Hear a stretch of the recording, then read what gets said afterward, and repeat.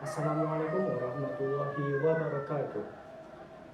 Eh, Perkenalkan, nama saya Tama Naufal dengan NIM 2017402019. Baik, pada kesempatan kali ini saya akan menjawab 3 pertanyaan dari pertanyaan-pertanyaan UAS Desain Pengembangan Kurikulum PAI. Untuk mempersingkat waktu ya, teman-teman, mari kita masuk ke pertanyaan yang pertama. Pertanyaan yang pertama yaitu bagaimana sih perbedaan mendasar dari perbedaan pengembangan kurikulum di antara sekolah dan madrasah gitu. Jadi pada dasarnya ya, sekolah dan madrasah itu sesuatu yang mirip gitu, sangat mirip, bahkan cenderung sama. Bedanya itu madrasah kan itu sekolah tetapi banyak pelajaran agamanya gitu. Jadi sekolah dengan pelajaran agama yang lebih banyak. Nah, dengan begitu, nah itu masuk ke perbedaan. Jadi perbedaan antara sekolah dan madrasah ya dalam mata pelajarannya itu. Jadi di madrasah itu ada banyak pelajaran-pelajaran agama seperti Al-Quran, hadis, akidah, akhlak, SKI, fikih, dan bahasa Arab. Ini ada pada setiap madrasah dari jenjang MI sampai ke MA gitu. Dari MI, MTS atau MA gitu. Itu udah ada pelajaran-pelajaran itu. Nah, bedanya kalau di sekolah itu tidak ada pelajaran seperti itu, tidak ada pelajaran Quran hadis, tidak ada pelajaran akidah akhlak, tidak ada pelajaran fikih, SKI atau apalagi bahasa Arab. Itu tidak ada di sekolah. Jadi itu berbeda mendasar dari pengembangan kurikulumnya. Karena itu berbeda, jadi cara mengembangkan kurikulumnya pun akan berbeda begitu pendekatannya. Mereka tidak memikirkan bagaimana secara rinci mereka membagi-bagi mana yang termasuk ke dalam kategori akidah akhlak, mana yang termasuk ke dalam kategori Quran hadis, mana yang fikih begitu dalam pengembangan kurikulum di sekolah. Nah, pengembangan kurikulum di sekolah ini juga walaupun tidak dijelaskan secara terperinci, tetapi di situ juga pelajarannya yang cuma pendidikan agama Islam gitu, yang satu minggunya cuma ada 2 jam pelajaran ya. Itu di situ juga di dalamnya termasuk juga disisipi begitu, disisipi pelajaran-pelajaran Al-Quran, hadis, fikih, akhlak, itu juga masuk di situ. Bukan berarti pelajaran di sekolah tidak menyangkut gitu. Jadi ada, cuma tidak seperinci di madrasah. Itu perbedaannya. Nah, pertanyaan selanjutnya, bagaimana jika saya menjadi guru gitu, menjadi guru di madrasah dan sekolah, guru PAI di madrasah dan guru PAI di sekolah. Bagaimana cara saya mengajar agar proporsi pelajaran agamanya itu tidak timpang di antara lembaga satu dan lembaga yang kedua, yaitu lembaga madrasah dan lembaga sekolah gitu. Jadi yang akan saya lakukan itu jika saya mengajar di kedua lembaga tersebut, yaitu madrasah dan sekolah, kita lihat lagi begitu bagaimana kurikulum dasarnya di sana. Ketika saya mengajar di madrasah, ya saya akan mengajar secara rinci begitu.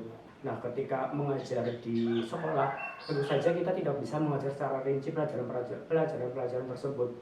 Kenapa? Karena ya itu jam mata pelajarannya kan seminggu cuma 2 kali. Jadi bukan 2 kali, 2 jam. Seminggu itu ada 2 jam. Jadi jika kita menjelaskannya secara rinci itu tidak akan cukup begitu waktunya. Misal kalau kita mengajar materi Khulafaur Rasyidin, kita mengajar materi Khulafaur Rasyidin di sekolah, ya kita mengajarkan siapa saja khalifah-khalifah yang ada 4 disebutkan, terus prestasi-prestasinya apa saja begitu. Hanya di bagian atas-atasnya saja begitu. Ketika kita mengajarnya di madrasah, kita bisa memasukkan hal-hal yang lebih mendalam dan lebih terperinci. Misal bagaimana khalifah-khalifah itu dipilih, apa latar belakangnya khalifah-khalifah itu dipilih juga, kenapa khalifah yang sebelumnya mundur atau lengser, atau mungkin ketika dibunuhnya itu bagaimana begitu. Itu perbedaannya ketika kita mengajar di madrasah dan di sekolah. Baik, kita masuk ke pertanyaan yang kedua. Pertanyaannya yaitu, apa yang akan saya lakukan ketika sudah menjadi guru PAI dan disuruh untuk mengembangkan kurikulum PAI berbasis karakter.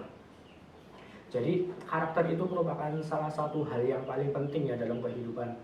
apalagi dalam pendidikan, karena salah satu tujuan utama dari pendidikan itu untuk membentuk karakter atau akhlak yang mulia bagi peserta didik gitu.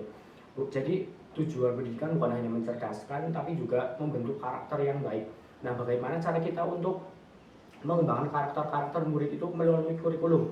Nah, ini ada beberapa cara ya, ada 4. Yang pertama itu melalui keteladanan, yang kedua melalui penanaman kedisiplinan, yang ketiga melalui pembiasaan, dan yang keempat melalui menciptakan suasana yang kondusif. Jadi yang pertama itu ada melalui keteladanan. Nah, kita sebagai guru AI tentu saja ya, kita harus memberikan teladan yang baik kepada para murid, karena ini adalah merupakan salah satu cara yang paling ampuh. Dengan kita memberikan keteladanan, murid itu cenderung akan meniru perilaku kita sebagai guru gitu. Karena guru kan istilahnya itu digugu dan ditiru, itu dilihat, dipercaya, dan ditirukan. Jadi kita sebagai guru PAI harus memberikan teladan yang baik. Yang kedua itu ada penanaman kedisiplinan. Jadi penanaman kedisiplinan ini bisa kita lakukan atau kita masukkan dalam kurikulum itu melalui aturan-aturan ataupun tugas-tugas begitu. Dengan kita memberikan tugas-tugas kepada para murid, itu akan menanamkan rasa disiplin kepada para murid, karena ketika kita memberikan tugas kan murid juga harus mengerjakannya gitu. Mengerjakannya pun tidak seenaknya sendiri gitu. Kita kasih deadline waktu yang kita tentukan, bisa 1 hari, 1 minggu, atau bahkan 1 bulan gitu. Dengan kita memberikan tugas-tugas itu kita menggunakan metode penanaman kedisiplinan. Nah, penanaman kedisiplinan ini itu bisa membentuk karakter murid yang bagus ya gitu, yang bagus. Kemudian yang ketiga itu ada pembiasaan. Nah, ini pembiasaan itu lebih mungkin menurut saya yang paling efektif gitu. Efektif bukan dalam arti bukan hanya mudah, tetapi juga itu bisa diterapkan oleh murid, itu bisa bukan hanya di sekolah gitu.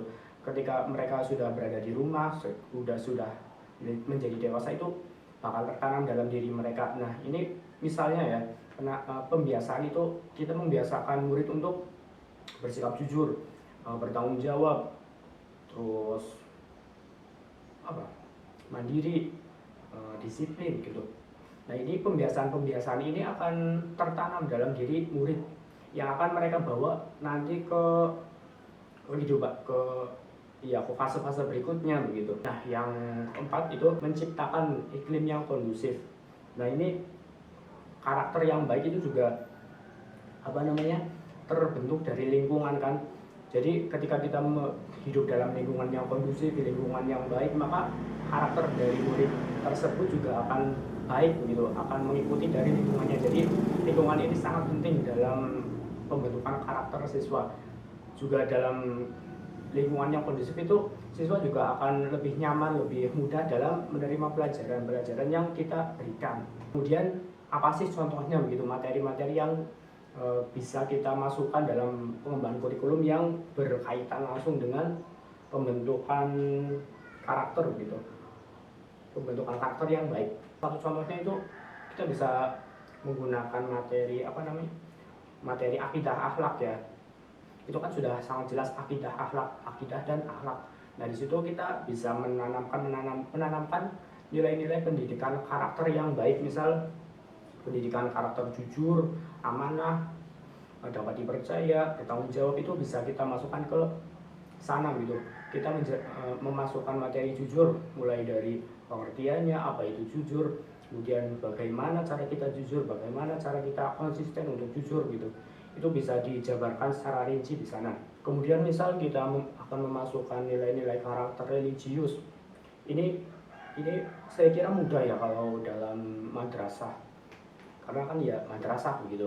Kita bisa memasukkan nilai-nilai religiusnya sangat banyak. Kita bisa memerintahkan anak untuk sholat sunnah sebelum masuk pelajaran gitu. Misal ketika akan masuk pelajaran jam 7 begitu, sebelum pembelajaran dimulai, kita melakukan pembiasaan sholat duha berjamaah di masjid gitu.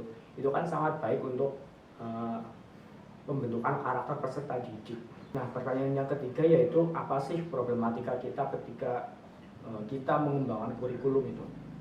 Jadi ada sebenarnya ada banyak ya problematika yang akan kita hadapi ketika kita mengembangkan kurikulum, tapi salah satunya itu adalah masalah komponen strategi.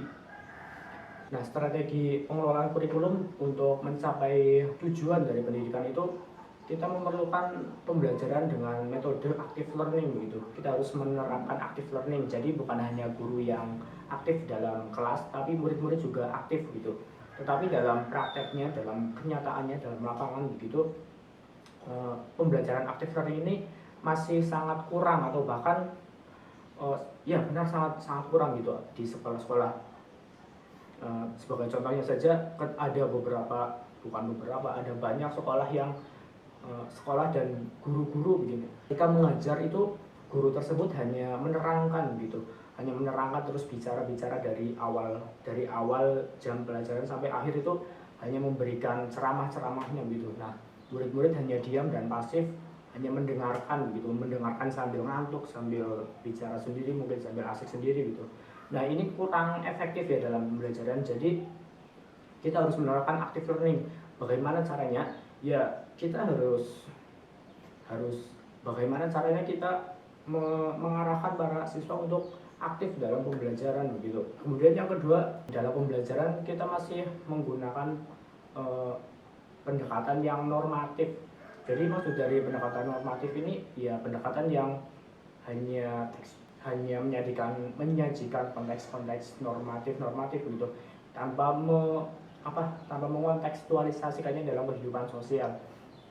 Jadi apa yang siswa pelajari di sekolah itu kurang relate begitu ketika mereka hidup dalam bermasyarakat.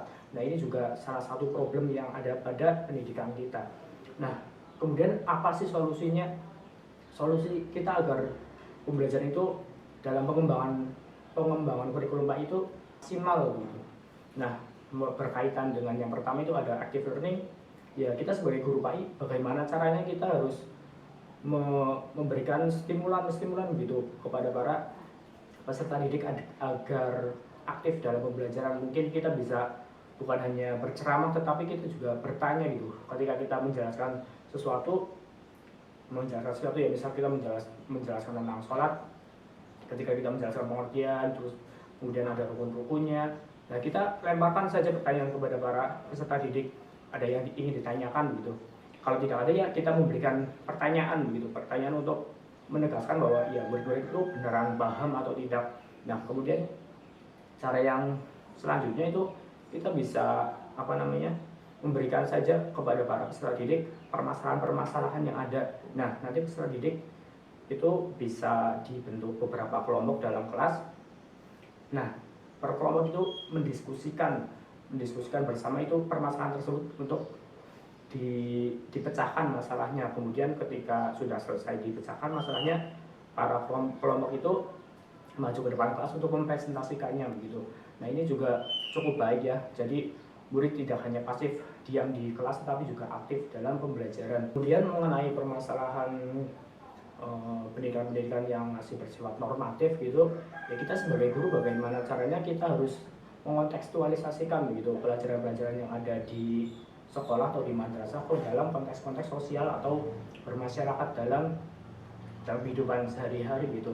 Jadi ketika siswa nanti turun ke masyarakat ketika sudah pulang dari sekolah itu tidak sia-sia gitu. Apa yang telah mereka pelajari di sekolah juga mereka bisa menerapkannya dalam kehidupan bersosial. Mungkin cukup sekian penjelasan materi atau jawaban-jawaban dari pertanyaan yang Bapak sampaikan, Bapak tanyakan kepada kami. Kurang lebihnya mohon maaf. Terima kasih sudah mendengarkan dan menjelaskan. Semoga dapat bermanfaat bagi kita semua. Billahi taufiq wal hidayah. Wassalamualaikum warahmatullahi wabarakatuh.